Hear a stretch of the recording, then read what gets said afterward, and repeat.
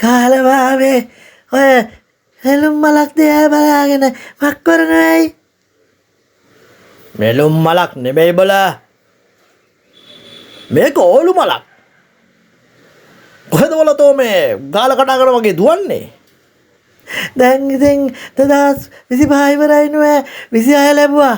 දැන් ඉතින් දුවපිය පුතා තමයි කොහොම හරි ඉලක්කය හොයාගෙන දුවන්නත් එපා මාමේ.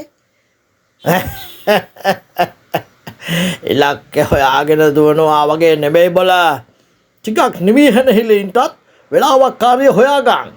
දැන් බලාපන් මේ පොකුණ දිහා හිත මොනතරම්නම් නිවෙනවාද කියලා. අන්න ඒ හරියට තේරුම් ගන්න දුවන පිම්මක් දුවපිය 2026 සාර්ථක වෙයි. කොහෙද බලා ඉතින් බලාපන්කෝ. හරි ලස්සනයි. අනේ අම්මපා නිවිහනිල ඉන්න නම් මරු තැනක් නෙමේක මාමේ. ඒක නෑ බලා කියන්නේ. මේ වගේ තැනකට ඇවිල්ලා පොඩ්ඩක් හිත නිවා ගන්නටත් ඕනේ මිනිස්සුනහම.